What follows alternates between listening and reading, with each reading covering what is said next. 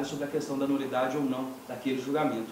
Mas eu discorri sobre a parte também, até para fins de experiência própria.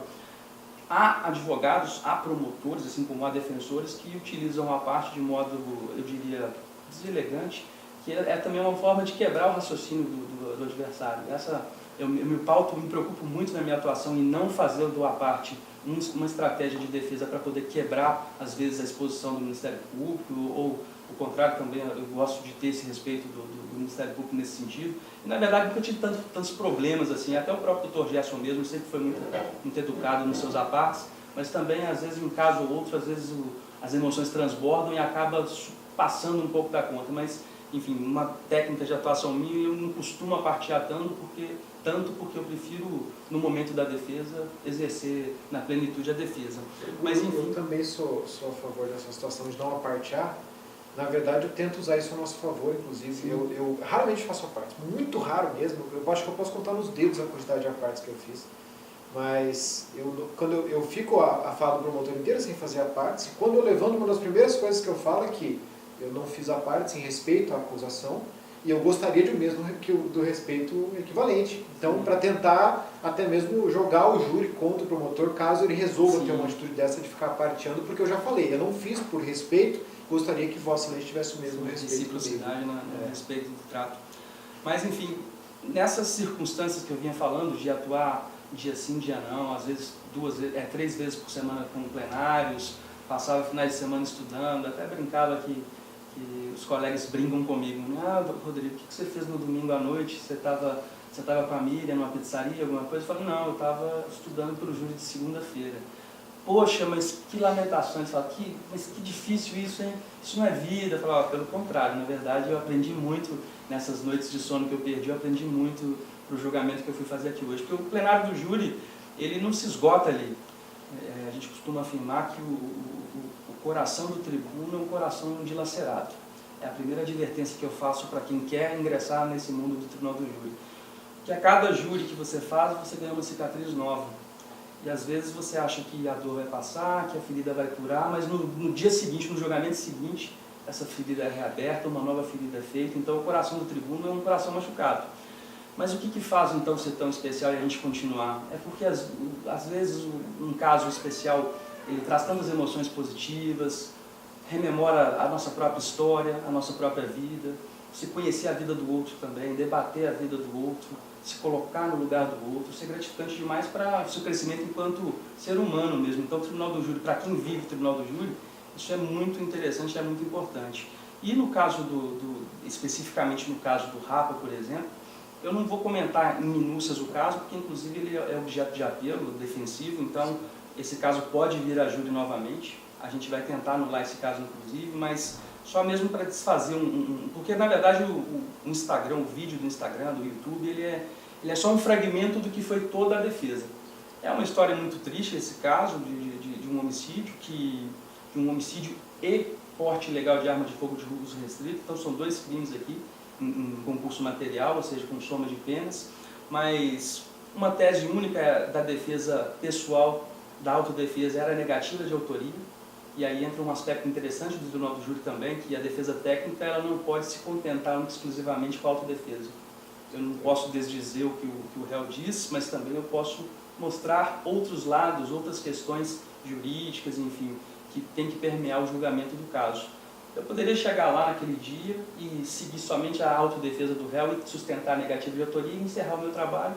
Isso seria satisfatório aos olhos de todos que estavam ali. Acho que ninguém iria me criticar por isso, mas não, eu na minha inquietação, vendo a situação daquele réu também, que, repito, ele não admite a prática do delito, mas analisando as outras questões que envolviam a vida daquele rapaz, principalmente a vida pregressa dele de violência, que ele se envolveu quando tinha 14 anos, aliás, ele foi vítima de atos de violência, ele foi vítima de uma tentativa de homicídio, viu outros 2 irmãos morrer também. Então, por conta desse ciclo de violência, eu acabei me lembrando dessa música Hey Joe na versão do Rapa.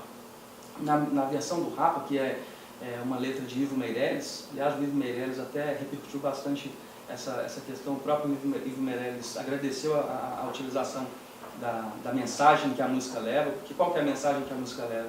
Ela conta a história de alguém que conta de um irmão, ele acaba ingressando no mundo da violência, carregando uma arma. Onde é que você vai com essa arma aí na mão? Ele vai carregando essa arma e partindo para o confronto. No final, o conselho que o autor dá fala, olha, também morre quem atira, uma hora o ciclo da violência vai te encontrar, ou você para com ele imediatamente, ou ele vai te encontrar a qualquer hora. Mas o ponto principal que eu deixei, a mensagem principal é, ainda que alguma pessoa tenha cometido um erro no passado, ainda que pessoas tenham praticado atos ilícitos, e a gente fala muito de culpabilidade dentro do júri, e o jurado principalmente, ele tem que olhar aquela história que está sendo contada naquele dia, aquele fato que está sendo julgado, sem preconceitos. Então, na música do Rapa, ele cita que uma favela inteira é taxada de local de bandidos, de criminosos, porque no Jornal Nacional, porque no Fantástico, porque nos noticiários aparecem traficantes de droga tampando a cara com trapos, com uma Uzi, com uma metralhadora Uzi na mão. Na verdade, a grande maioria das pessoas que vivem na favela são pessoas honestas, trabalhadoras, e que infelizmente são julgadas como bandidos, como pessoas de uma classe inferior, pelo fato de existirem outros elementos que acabam difundindo essa má ideia. Então, era uma mensagem de dizer não ao preconceito, de ter cuidado nas avaliações pessoais próprias e principalmente ali do júri.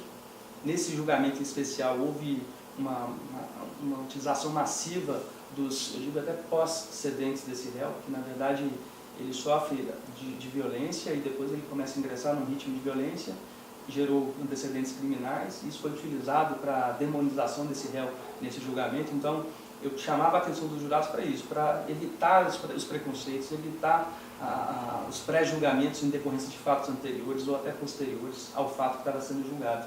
E aí, ao final do julgamento, houve até 2 votos pela absolvição desse réu, mas o pedido nesse caso, na utilização da música do Rapa, não era um pedido de absolvição, então não havia um pedido de comoção dos jurados, era um pedido de reconhecimento de um privilégio, de um relevante valor moral, de uma situação de violência que não foi ele que criou, que na verdade ele foi colocado nela por conta da atitude da própria vítima, e os jurados acolheram essa tese. Com o acolhimento dessa tese, a posição jurídica do réu melhorou muito.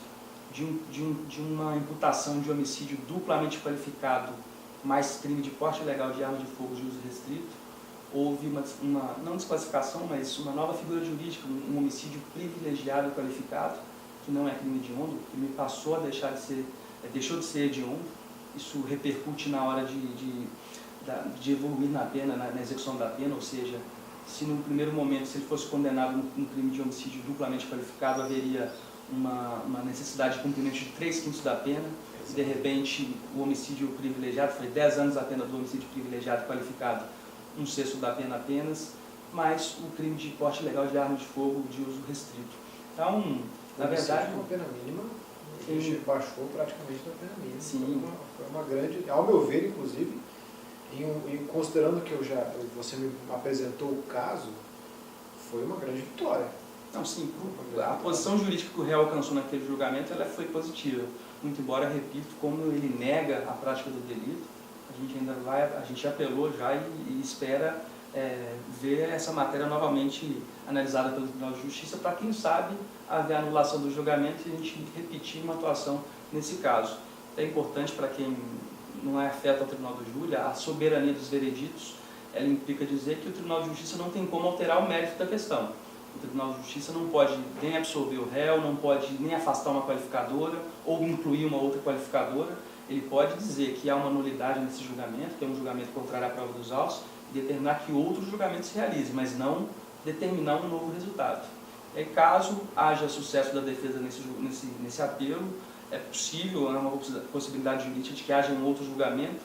Aí não sei se levaria o violão, porque na verdade já não seria algo inédito também, mas para aquele momento a música foi parte de uma mensagem que eu acredito que foi bem recebida pelos jurados. Ao final do julgamento, além do resultado positivo no que diz respeito ao privilégio, houve várias manifestações de apoio ao que eu havia feito. O próprio Ministério Público não se incomodou com a atuação, não foi nada ofensivo, não foi nada que ultrapassou a plenitude de defesa reta. Bem, eu sei que a plenitude de defesa não é ilimitada, não existem direitos absolutos, mas eu acredito que dentro da dialética, dentro como posso dizer, a boa-fé processual entre os participantes, entre os atores jurídicos, eu acho que foi um elemento importante da minha fala, que com certeza alcançou um resultado positivo para o réu. Então, isso espanca qualquer dúvida quanto à validade ou não dessa técnica que eu utilizei. E assim, dentro da classe jurídica, e é até interessante falar da repercussão que esse caso teve. Primeiro, os jornais locais trouxeram matérias, algumas delas dando um tom pejorativo à atuação do defensor, meio que qualificando, meio que sujeitando a condenação do réu à utilização desse instrumento, quando na verdade não tem nada a ver uma coisa com a outra. Mas também houve aspectos positivos. O próprio Ifo Meirelles, ele tomou conhecimento da atuação, ele lançou na página do Instagram dele o vídeo de eu tocando o violão. Ele próprio mandou mensagens de apoio e agradecimento à utilização da música. O Marcelo Falcão do Rapa que recém hibernou, acho que eles vão ficar no hiato sem tocar juntos, mas o próprio Marcelo Falcão no Stories também comentou. Outros atores da comunidade jurídica também se manifestaram, algumas pessoas a favor, outras contra, mas enfim, é natural também, algo inusitado geraria reações diversas também. Como, por exemplo, o comediante o Fábio Porchat, que no programa dele, né, eu esqueci o nome do programa dele, mas ele ao vivo... Porchat, o nome dele, não é? Algo com Porchat.